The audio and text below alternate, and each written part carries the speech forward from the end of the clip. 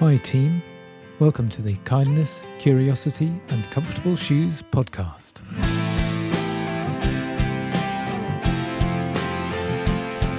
My name is James McFetrich and this is an ongoing toolkit for all healthcare staff.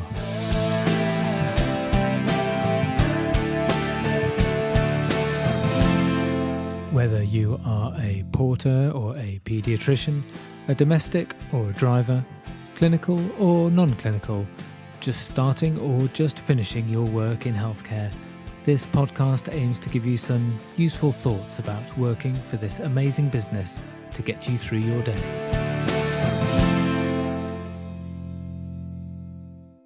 Before we start today's episode, I'll be so grateful if you could do one thing for me.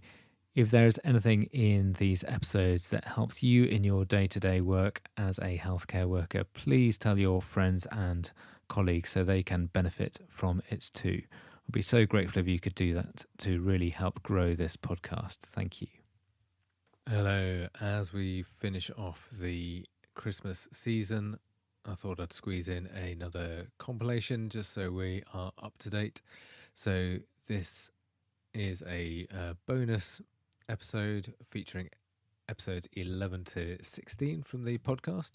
So we're going to be covering in this episode connection, mindfulness, reflection, education, charity and Christmas. I hope this is a nice different way for you to perhaps revisit previous episodes or just a nice way of binging the episodes that you perhaps haven't heard before. Anyway, enjoy the listen. Thank you so much for listening. I hope you're finding that these thoughts in the podcast are useful and fulfilling the promise of being a toolkit for healthcare workers. I really want to make sure that these podcasts are accessible to all, and there are obviously costs to setting up and running them. So if you feel these podcasts have helped you, please help me to help others. You can support me by going to buymeacoffee.com/jmaceducation. That's buymeacoffee, all one word, .com/jmaceducation, and support me there. Or if you're listening through the podcast website at kccpodcast.buzzsprout.com, click on the heart at the top right to support the show up there. And if you can help me, then I can make this more accessible. And the thing I really want to do next is get a transcription service available for each of the episodes for those people who want to get involved, but they cannot listen to podcasts. Thank you so much for your help. Today we're going to talk about connection. And this comes from a suggestion from a former colleague of mine, Rachel Healy. I worked with her as a sister, then she was a ward manager, and then she became a matron. And thank you so much, Rachel, for suggesting this really nice idea.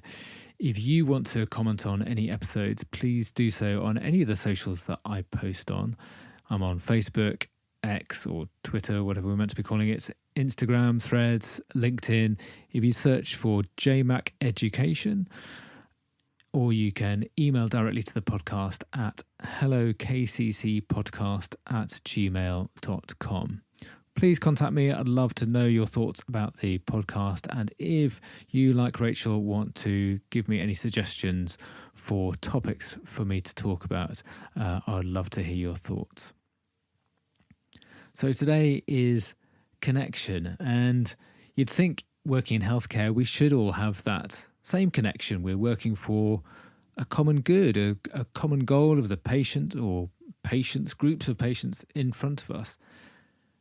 But we know it doesn't always work like that, does it?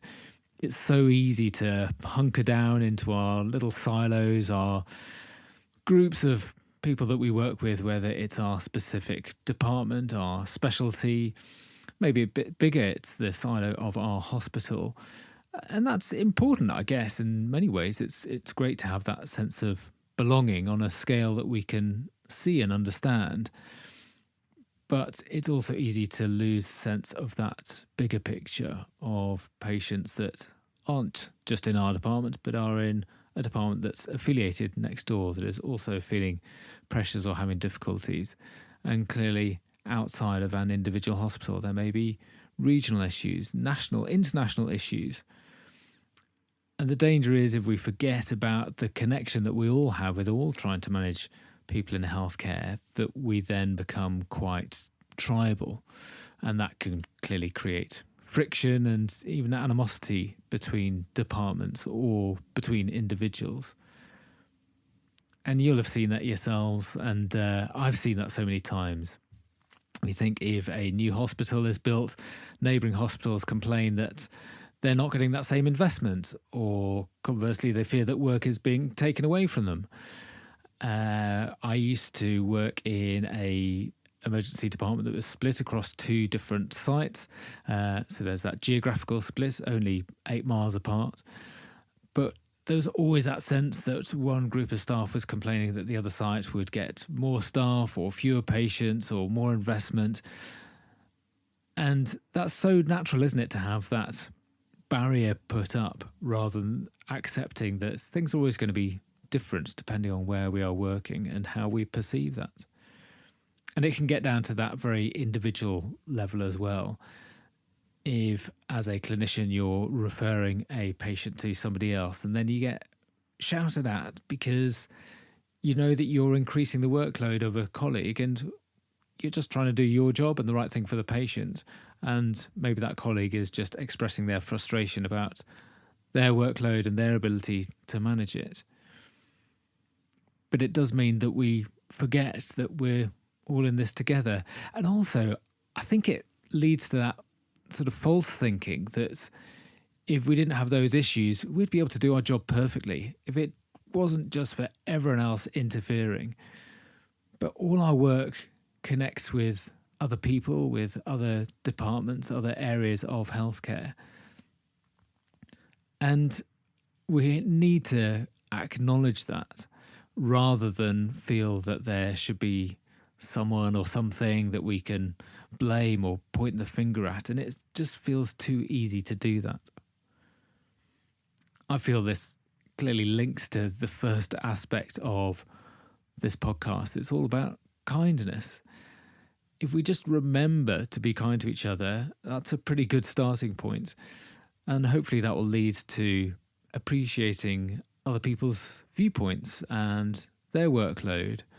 And then we can understand that connection between us. To me, it very much brings to mind the poem that did the rounds in 2020 when we're in the midst of the pandemic. And the title of it, or how it's often referred to, is "We are in different boats, but the same storm." I did look to see if I could find the author of that person, but I can't. I'll put a link in the show notes to a nice page that shows it quite nicely on the internet from the Institute of Sisters of Mercy of Australia and Papua New Guinea.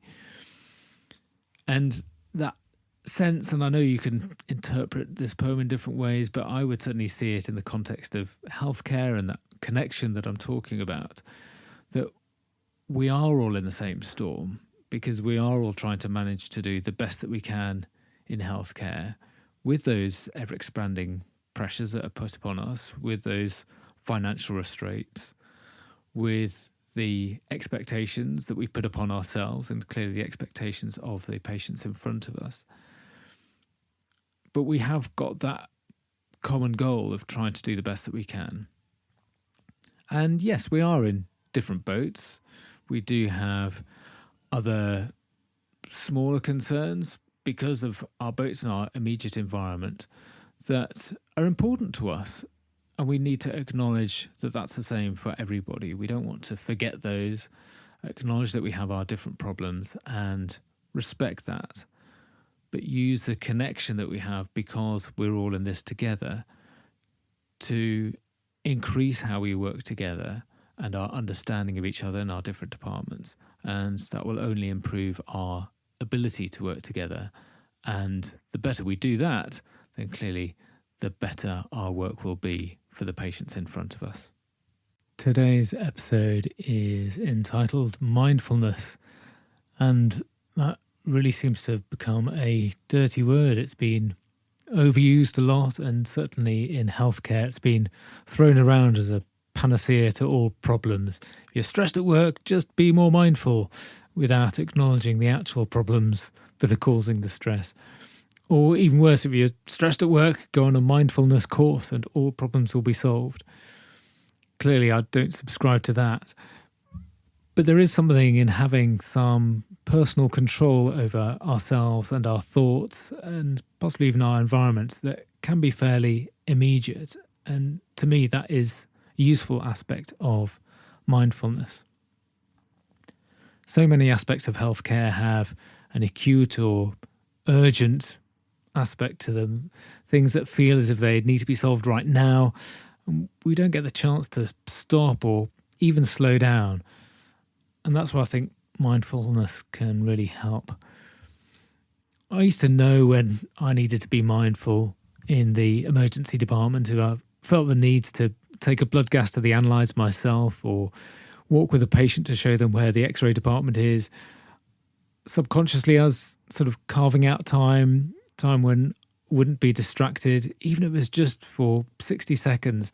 I'm still doing something useful. I'm not shirking my work. But especially if I was with a patient, it was a bit of normality. I was just having a normal conversation with them. And that, to me, is mindfulness. It's living in that moment, however short it is, without the distractions of a busy department or everyday work. And outside of work, I love running, and for years, even before mindfulness was a thing, I knew that I loved that feeling, not just clearly with the physical exercise, but just being outside, thinking about things without distraction by stuff that needed to be done, but being distracted just by the here and now. If I'm out for a run, where am I going to run to? What sort of speed am I going? How am I going to avoid that puddle? I'm looking at the environment around me, and in between that, clearly thoughts would pop into my head of stuff that needed to be done, thinking about problems with work or home, but I'll be able to just think through them freely without that instant access to, oh, I can solve that by just checking my emails, or I'll just look that up on the internet. And I don't want to stray too far off topic, but it's clearly a problem where even at home we can't relax because of those constant messages. We are distracted by the phones on our hands. We go to check one thing on the brilliantness of the internet, that we can do that just in the palm of our hand. But we check one thing on social media and then get distracted by clickbait or doom scrolling. And clearly it's horrific when sometimes we're in the middle of doing something else, especially if it's connecting with someone else, having a conversation with someone else. So what can we do about it? Well, let's think about away from work first. I think finding something that can fully engross us or give us flow, it's a term that has come around that I quite like, just when things are running well for you and you're enjoying what you're doing. And that could be exercise or reading a book, playing with your children, talking to your partner, undertaking a hobby, just something where your full attention is taken up by the job in hand. And at work, clearly it's more difficult because the distractions that we get at work will be work related and adds to our job list for the day. And clearly, depending on what sort of work you do, you may not have that flow through what you're doing because of those distractions. So what can you do? And I think it's a question of finding time when you can get some mental rest from all that is going on around you. And yes, I know what you're thinking. How the hell do we find that time? Well, 20 years in emergency medicine certainly has told me that finding that time is very difficult, but it can be a very short period of time. And I think that's where we go wrong, is thinking it needs to be several minutes, half an hour. And clearly that's great if you can do it, but it can just be a very brief moment. One thing that I like is a technique about box breathing. And I like it because there's a physiological component to it. It's a technique that can help get your nervous system under control by focusing on your breathing, and by the feedback mechanisms that we have in our body that can help calm you down, calm your heart rate, and it gives you some control over what may be going on, especially if you are getting physical sensations of your stress. So you can do this now if you like. If you just imagine a square in front of you, look at one corner and slowly, using your eyes, follow the 4 lines that make up the square, either in your mind or follow something real on a piece of paper. And to start with, as you start from one corner, move to the second one, breathe in, counting to 4 slowly, and feel the air enter your lungs. Once you get to the second corner, move your eyes down. As you head towards that third corner, you're going to hold your breath for 4 seconds. Try to avoid inhaling or exhaling for those 4 seconds. And then when you get to the third corner, slowly exhale through your mouth over 4 seconds. Count to 4 slowly in your mind. And then from the third corner to the fourth corner, hold your breath again just for 4 seconds. Try to avoid inhaling or exhaling. And if needed, you could go round that again, moving your eyes along each line of the square. Breathing in for 4 seconds, holding your breath for 4 seconds, breathing out for 4 seconds, holding your breath for 4 seconds. And that is a technique generally used by US Navy SEALs when they're in a high stress situation, something they're taught to help them remain calm and to think clearly. And even if you haven't got time for that, that's clearly 16 seconds to go around the box in its entirety. You can do a 6-second body, mind, heart scan. This is from a website called 6seconds.org. That's 6, the number 6, and then seconds.org. And there's a free download that you can access at 6sec.org/practicing. It's the number 6, sec.org/practicing. And the suggestion is that a few times each day you take a moment just to tune into how you're feeling. So firstly, your body. What are you experiencing physically? Where are you tense? Are you frowning? Are you smiling? Then your mind. What kind of thinking are you doing? Are you distracted? Are you focused? Is it quite scattered thinking? And then finally your heart. What kind of feelings do you have currently? Are you agitated, worried, excited? And that's it. All you're doing is noticing your feelings. You're not trying to fix them or change them. It's just noticing them, and that mindfulness about how you're feeling at that moment. Those 3 components of body, mind, and heart. And that's the start of meditation. I won't go into meditation in any great detail. I'm not an expert on that. But I know purely by the mention of meditation that will immediately turn some of you off. But this meditation and mindfulness, it can be as simple as just starting with having a cup of tea, staring out a window without your phone, without the radio, TV, without any distractions. And getting into a habit of doing that regularly can be so powerful. And if you are interested, then you can go further down the line of meditation. And I just want to finish with an article that I found showing the benefits of meditation, demonstrated in a really nice, peer-reviewed, fully referenced article from healthline.com. And I'll put the link to that in the show notes. And just briefly, that shows a number of benefits of meditation, but the ones that I thought were particularly interesting to see that there is evidence that it can reduce stress, control anxiety, it can help lengthen your attention span. It may be useful to help fight addictions, certainly improve sleep, helps you control your pain, and can decrease blood pressure, among other things. So please do have a look at that if you're interested in taking meditation forward. And again, do a quick internet search. You'll find lots of apps or websites that will help you if you want to take this further. Personally, I've used Headspace on and off over the years, but there are clearly lots of others. I hope that's been an interesting look at mindfulness. Hopefully something in there that you may want to try, and especially if you've been put off by it previously, by it's becoming too much of a corporate solution to problems, that it's something that you may want to look at and give it a go, and you never know how it may help you in your day-to-day work. Today I am going to think a little bit about reflection. So I first mentioned this in episode 8 about feedback, and feedback I always think of as what you get from other people, but reflection is kind of feedback to yourself and just a way of thinking about how you're working and seeing how you can improve on that. And I think it's one of those things that we probably don't give as much time to as we should.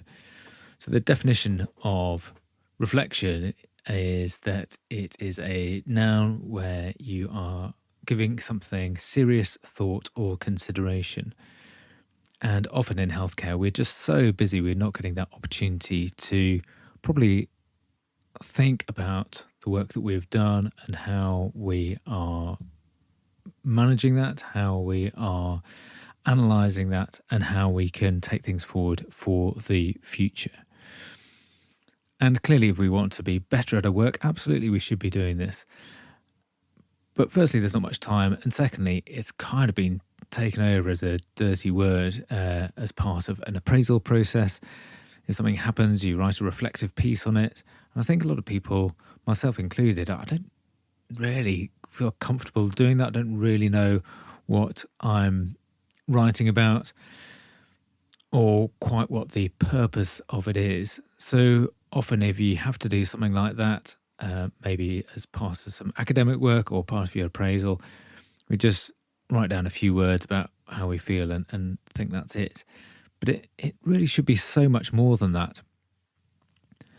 And I think we probably all can reflect. I think some people are perhaps better reflectors than others. And I think about how I reflect and think about my work best. It's probably just having a chat to someone about it. So that's the first thing. If you do have to write something down for whatever purpose, start by thinking about how you would have that thought process as a conversation. If you're explaining it to someone, and just write that down, just exactly as you think. Don't make it academic. Just write down your thoughts about whatever episode of work that you are reflecting on. So that's a really helpful start, just to make it conversational. So thinking through that, you may kind of think, well, that's just me writing down something that happened, maybe having a bit of a chat to someone. But the next stage is trying to make that beneficial for you in your work. And this is where there's a lot of educational research in that. Now, I don't want to make this too heavy, but they're just 3 things that I'm going to talk about just to demonstrate this isn't just me rambling on. There is some good evidence behind this. And there are things that you may have come across. So firstly, there's Kolb's learning cycle, and this is all about how we learn. And clearly one of the points of reflection is to be able to learn from that. So Kolb's learning cycle, gosh, it's been kicking around about 40 years or so. And it's a 4-stage process where you firstly have an experience, then you reflect on that experience, then you learn from that experience. They call it very jargony, abstract conceptualization. And then you take what you have learnt and actively experiment the next time you have a similar issue or similar clinical experience. And then once you have that, then you go back through and reflect on it. So that's the first stage, that we should always be in that kind of spiral. It's described as a circle, but it's a spiral because you're kind of moving on. But a key part of that, obviously, is that reflective observation. And there was some work by Gibbs that describes this in a bit more detail. And I'll put references for this in the show notes if you are interested in it. So the Gibbs reflective cycle goes into that aspect of reflection a bit more clearly and describing the several stages that we go through. So firstly, there's a description of an experience, thinking about the feelings about that experience, then evaluating it, both thinking what was good and bad, analysing it to make sense of it, concluding what you have learned, and then creating an action plan. And if you think about perhaps sitting down with someone over a coffee and talking about experience, we're pretty good at describing what's happened, so we can explain to the person we're talking to exactly what was going on. We're pretty good at explaining our feelings and thoughts about an experience, because that comes very naturally if you're having a conversation. And we may just get on to that evaluation, whether we thought something was good or bad, but then we tend to stop. And this is the key point about reflection, is just to make that next step to make it more useful educationally. So the next step is analysing what has happened, analysing your feelings and that evaluation of the experience to make sense of the situation, to try and really understand what happened and your part in that experience and what things made you act in a certain way, what things made you interact with a team in a certain way, and then come to some kind of conclusion about what you learnt and what you could have done differently. And even then we don't stop, because then you need to make an action plan about how you deal with a similar situation in the future, or just general changes that might be helpful. So that's reflective cycle. Now that is fairly tricky to work through. So what a lot of people end up doing is the what, so what, or now what framework for reflective practice. And this was published 20 or so years ago by a guy called Rolf. And so this is what I really want to focus on, because I think this is the real take-home message for me. It's very easy to remember, and as long as we're asking ourselves those analytical questions, then that's a really helpful way for us to move things forward. So I'm just going to go through in a bit more detail the what, so what, and now what. So if we start off with the what, that's very much thinking about what actually happened. Just describing the situation, exploring the facts that we have about particular actions or decisions that we're making, and also starting to think about the impact those actions or decisions may have had on us or our colleagues. So trying to drill down what we're thinking when we made certain decisions at certain points in a clinical situation. Thinking also, what were the consequences for other people? What were the feelings that I had and the feelings for other people? And just start to think what was good or bad about that, and therefore what can be improved. So that's the first stage, that what. The next stage is so what? Literally, it is just so what. So what is the significance of what's happened? Why does it matter? Is it just a one-off, or is there some significance because this is a recurrent problem or a situation we may find ourselves in the future, and therefore we need to analyse things a bit more? So the questions that you may want to think about yourself in the so what phase: what does this tell me about how I interact with other people in the team? What was I making my decisions based on? What information was I getting from the situation to make my decision and do things? What else could I have done? Are there other ways that I could have managed this? And then starting to think, what have I actually learned from the situation about myself and about the context that I was in? So we're starting to explore a bit more about what happened in that situation. And then coming on to finally, now what? What does this actually mean for the future? This has all happened. We've described what happened. We've thought a bit about why it is important. And now, what are we going to do in the future? So what processes do we need to go through? What opportunities are there from that experience to help us define our future actions. And that may be as simple as, do things need to be better? Because we can reflect on something that went okay, maybe have gone brilliantly. So what aspects went well, and what aspects, if they went well, can we bring into future episodes? But perhaps if it didn't go so well, what other resources are there? What do I need to do to try and improve? Do I need to get support from other people? Are there things that I've recognised in this reflective process that show that I'm learning from something, or maybe I've identified a gap in my knowledge that I need to do something different? And are there any wider considerations beyond just me and my interaction with the situation? Are there bigger situational, maybe structural processes as part of the organisation that we're in that part of that? Now what? So I'm just going to leave you with that as something that I think is really helpful certainly if you are asked to do a reflective piece and you're not quite sure how to put it all together. Think, what happened? So what? What does it mean? And now what? What am I going to do in the future? But also really useful for anything that just happens at work that makes you start thinking, what can I do differently about this? This feels like a learning event. Scribble it down on a piece of paper, file it away somewhere, or it clearly could be something more formal as part of your appraisal process. But start with just give it a go. Next time you have something at work that happens that when you are on your way home makes you think a bit more deeply, just think about those 3 phrases. So I hope that's helpful for you. Give it a go. And as always, let me know what your thoughts are on that. Thank you.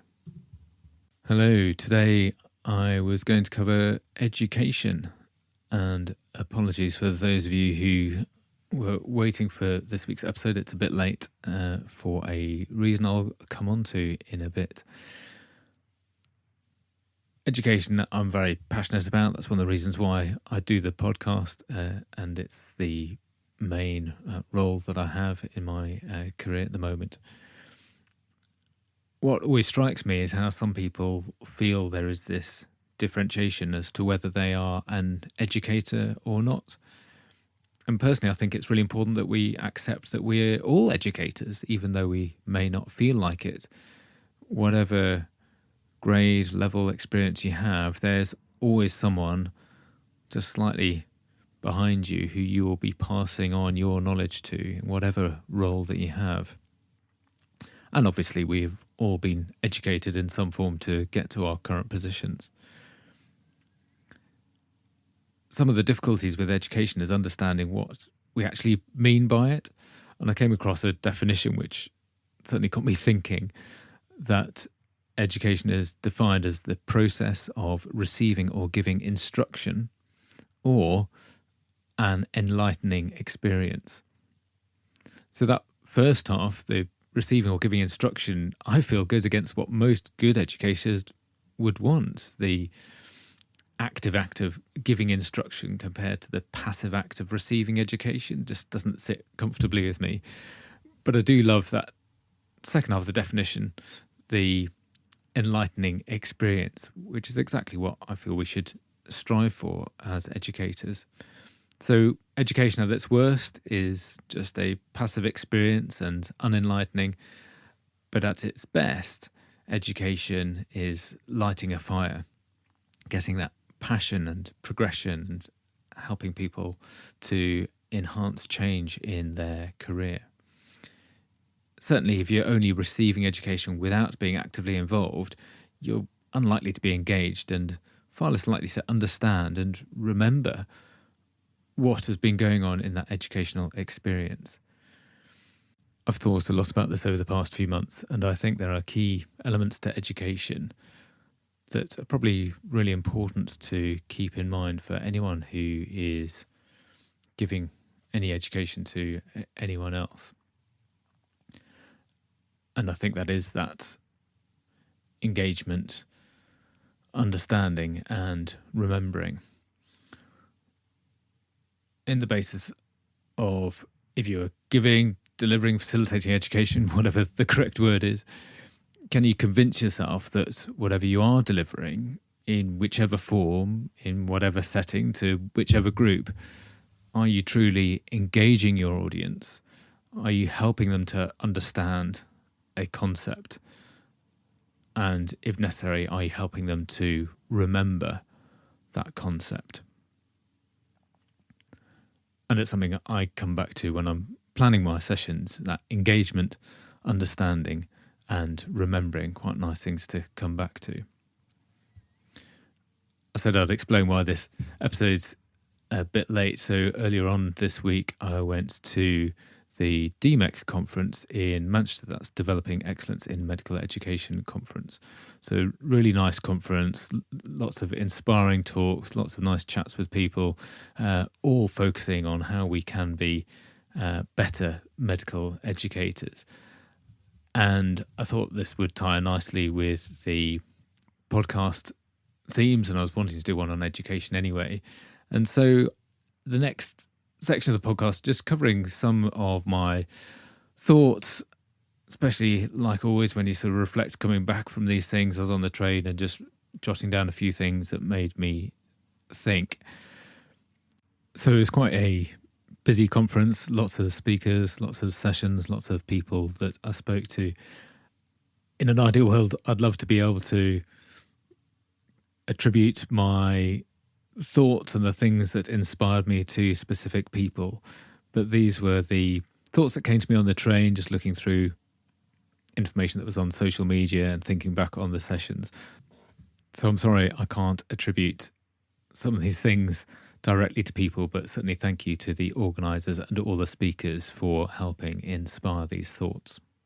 One thought that I've heard this previously before is that good education in clinical practice will save more lives than we can do on our own as a clinician. And that's a really nice thought, isn't it? Especially if you're at a stage where you feel you are doing less clinical work or worried about the clinical work that you do, that education, we can really inspire people coming behind us. We can help them be better clinicians, and that will help them save more lives. And it's really exponential, the impact that we can have on future patients. And that role in education is quite an important thing to think about, and understanding that life is tough. And this was a theme in a number of different sessions that I went to. Life is tough anyway, certainly tough financially at the moment in the UK and in the rest of the world, and certainly tough clinically at present as we head into what I'm sure is going to be another difficult winter. And so our role in education should be very much to try and energize and inspire people, and that is a nice positive way of helping people through difficult times. But because of those difficult times, I think we do forget sometimes that we are human, and we are also teaching humans too. We've probably all sat in sessions where everyone has been teaching by the book. There's no proper engagement, like I was saying earlier. There's no understanding that we may have stresses or concerns too. And there was one talk about burnout, which I really liked, and thinking about actually we can help decrease burnout in other people if we are providing support as supervisors. And that support isn't just with meetings, but providing good role modelling. And a lovely quote, again from a different talk, from some research about rural medicine, I think it was, a doctor saying that they had heard a patient tell them that they were a better doctor when they had a student. Oh, what a lovely thought, that sometimes we feel that having students or trainees with us can slow processes down, but hearing that from a patient, that you could be a better doctor when you are training and educating. And following on that theme, it's one thing that I kept coming back to is that we do, as educators, we do really care deeply about who we are developing, but therefore it's really obvious when we perhaps are caring less and investing less time. And there are a couple of sessions talking about differential attainment and people who are perhaps taking different career paths from different cultural backgrounds, and how they can very easily certainly feel or actually be sidelined because of those differences. And simple things to just remember that humanity, that names are important. How ridiculous is this that we need to remind ourselves how important calling each other by names, so important to developing that relationship in getting to know someone. And a really sad fact that people with unusual names for the setting that they are now in, if you had an unusual name, that would actually decrease your learning opportunities purely by the virtue of having a name that isn't as common as perhaps other names in the same group of people. And a lovely analogy related to that was that if people do have different career structures, different types of training, perhaps they've come from overseas, perhaps they've come from different medical schools, that they still have that competence because they have to get to that stage in their career, and they can do the work. But, and this is a quote that I loved, they can feel like a fish in water, but you feel the weight of the water more than other fish. You can do the job, but it's just harder to do it. And trying to sum all this up, I think the main thing that I would take away, and again, it's sad that we have to remind ourselves to do this, but that prompt in education, firstly, we perhaps need to be compassionate and empathetic and provide that support for people that we are educating and training, and remember that they are real people, because once we can acknowledge that and help support that, almost like Maslow's hierarchy of needs, once we can do that, then we can engage people better in education, and therefore they can grow and flourish far more than if we just go straight in with, these are the facts you need to know for this session, or this is my role as a supervisor, and we're going to manage ABC. We need to have that engagement and understanding of who we are as people to get over that toughness, to get over some of those difficulties that we know are there. And we can then move forward and provide some really good education once we've got that engagement, and really help people understand concepts or themes of how they work in a new situation, and crucially how they can remember that to be able to move on to further aspects of their training. There's so much more that I could talk about education, but that's probably enough for today. I hope it's interesting, and as always, especially if you're at the conference and if there are any other themes that you want to develop from what I've talked about, please do feel free to contact me. As I record this today, we're in the run into Christmas, and at this time of year I often think about charity, and I thought that would be a interesting topic to explore as one of the podcast themes. While we're getting ready for Christmas, both at work and at home, and while certainly here in the UK it's cold and damp outside, we're heartened by those expectations of this time of year, of spending time with family, keeping warm, keeping well fed, exchanging gifts, whatever Christmas means for you. And certainly the reality is, for me and most of the people that I know, that we're so privileged to be able to do all those things when so many people cannot. And it's a useful reminder to me, I think, that mainly purely by chance, the circumstances of my birth, how lucky I am that I was well looked after, well fed, well educated. Those three things that we know, there's good evidence to show that has such an impact on the rest of your life. And now I'm able to do the same for my family. And also, if I was unfortunate enough to be ill, that I live in a country where there's a health service that, despite its many issues, that it will be able to look after me in ways that certainly many people in the world would not have access to, or if it was available, they may not be able to afford. And yet, even in that very privileged state in this country, there are still so many people who are left wanting in so many ways. And if you're wondering how this relates to life as a healthcare professional, I'm sure there's something about people who work in healthcare that they seem to have an enhanced response to things like that, that they really throw themselves into working for charities, whether that's using the skill they have in their healthcare work, or whether it's raising money, raising awareness, helping out at events voluntarily.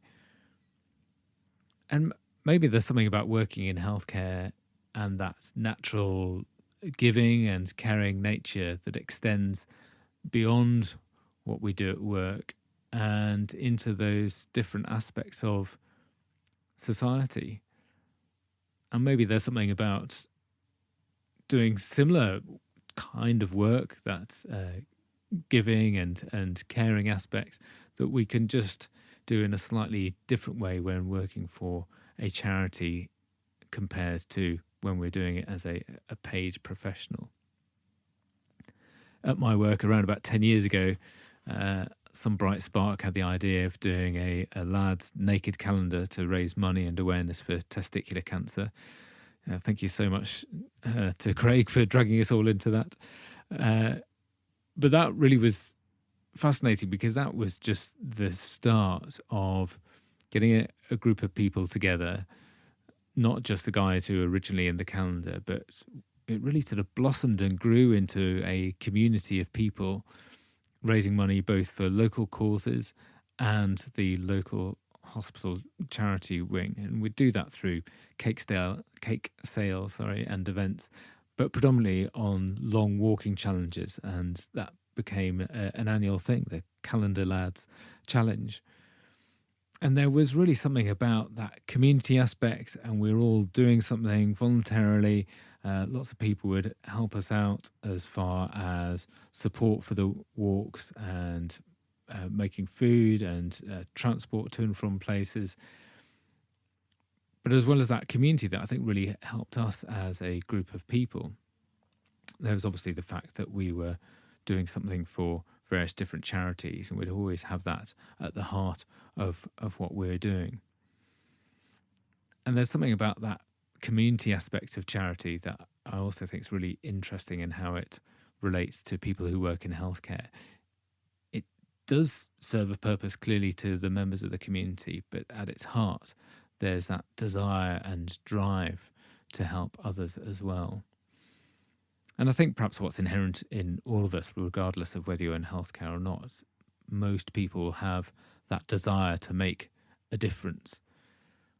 And maybe there's something about doing something related to a charity or giving money to a charity that maybe they have a clearer sense of purpose that can sometimes, as we know, be lost in the day job, especially the bureaucratic nature of a lot of healthcare or the politics or the finances, that doing something for a charity can have that clarity about what we're actually doing and a clearer ideal that we are aiming for.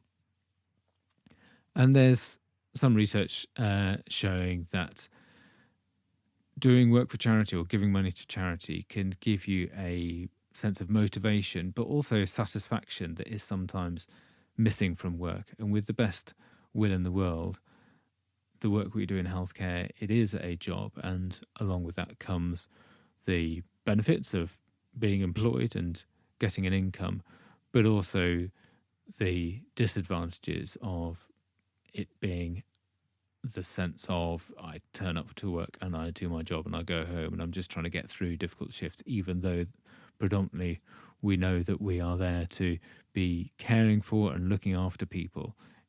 It can still have that overlay of it's just a job. And I really like the aspect of charity work that can just get rid of that.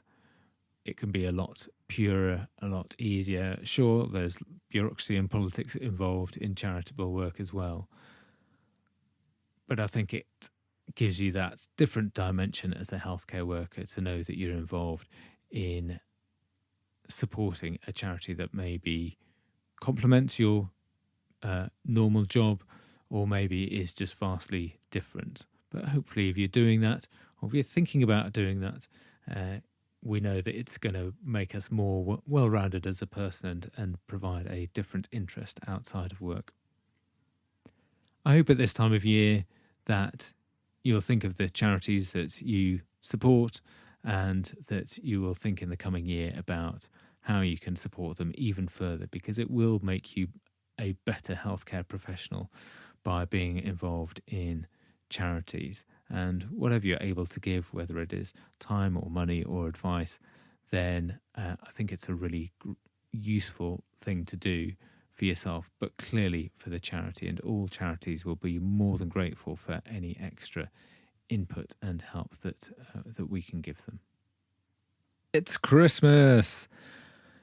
Yes, Christmas, that time of year when everyone is happy and jolly, and yet if you work in healthcare, the chances are you're just going to be working out how many shifts you have to work when everyone else is not working or enjoying themselves, even though we know, especially so in healthcare, we know that there are a lot of people who don't have good Christmases, that it can be quite a miserable or upsetting day for health-related reasons or social-related reasons.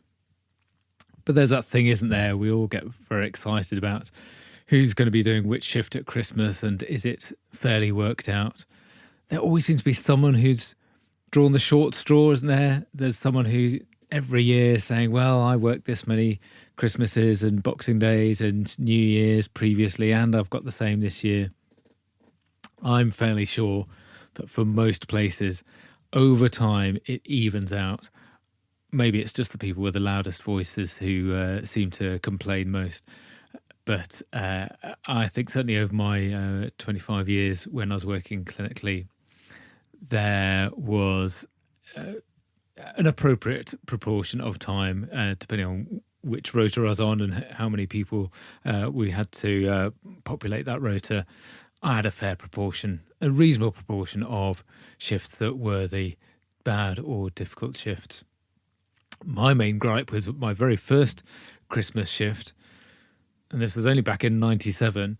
For the 24 hours that I was in the hospital, I got paid 50% half time, because that was the way the rota and the contract worked at that time. Anything outside of your core 40-hour working week was paid at 50% of the time. So no bonuses, got paid less, significantly less than everyone else in the hospital. Thankfully, times have changed since then. But we still have that issue about working at Christmas, and from a patient perspective, there are strange things that happen, people coming in, and even from an acute perspective, wanting, can I get this better for the Christmas? Certainly up in the northeast of England seems to be referred as that, the Christmas. Will I be better for the Christmas? And like everything in healthcare, sometimes pretty difficult to predict exactly what's going to happen. Certainly whether you're going to be well or not on a particular day is next to impossible, really. And I think because of that slight strangeness of Christmas and the holiday period, and often that period of time between Christmas and New Year, referred to as the Merineum.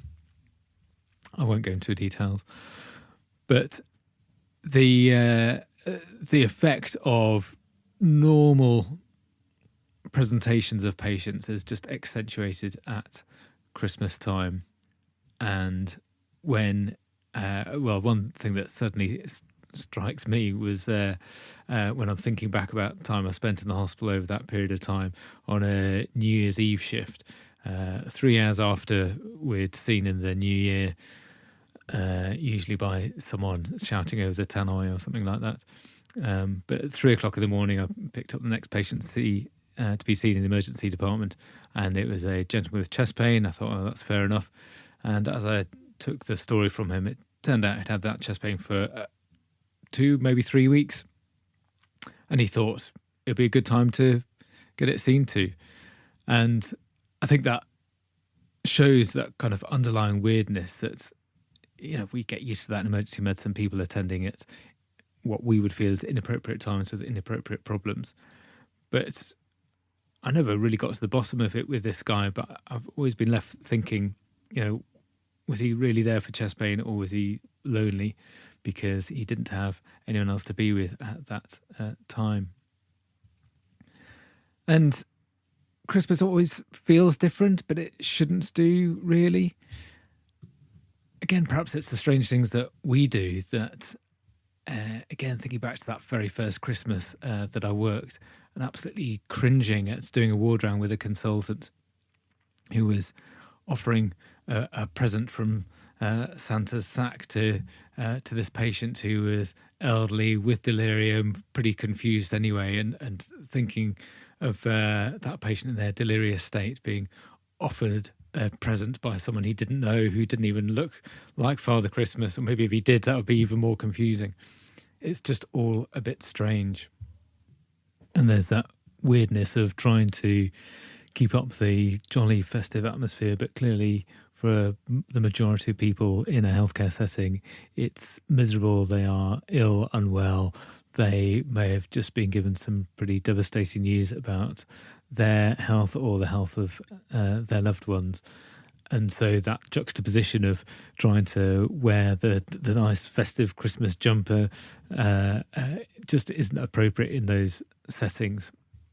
And yet we feel like we need to celebrate it, mark it in some way, which I just don't feel personally that it sits right with me to try and jollify up something that in all other aspects is just, it's another working day, and it's appropriate to have that seriousness and respect of the people who are seeking medical attention that on days that just happen to be part of the festive period.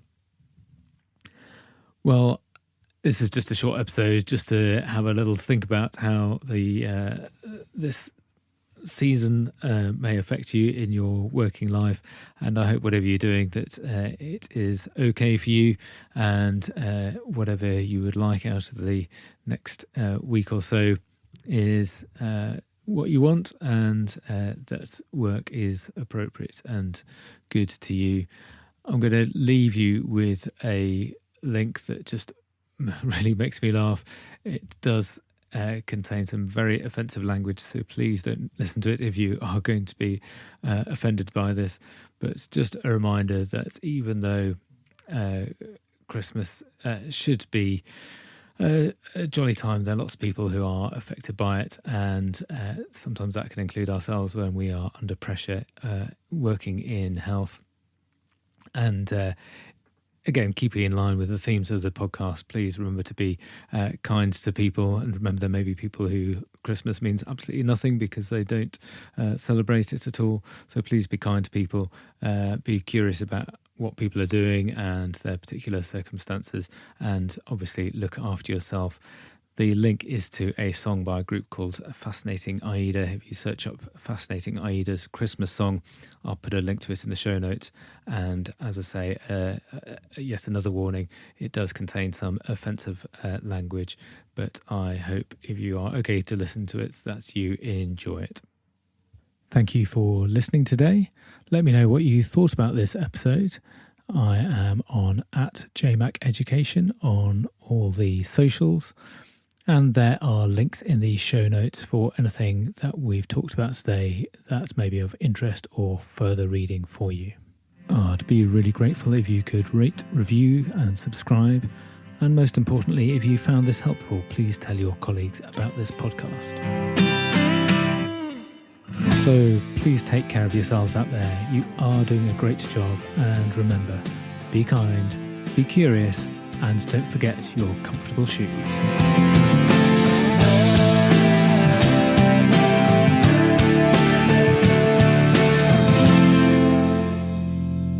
Thank you to Shakina Studio for the music, downloaded through Audio Jungle. Thank you to Beth for the artwork and the photo produced through Canva. And thank you to Buzzsprout for hosting the podcast. The Kindness, Curiosity and Comfortable Shoes podcast is a JMac Education production.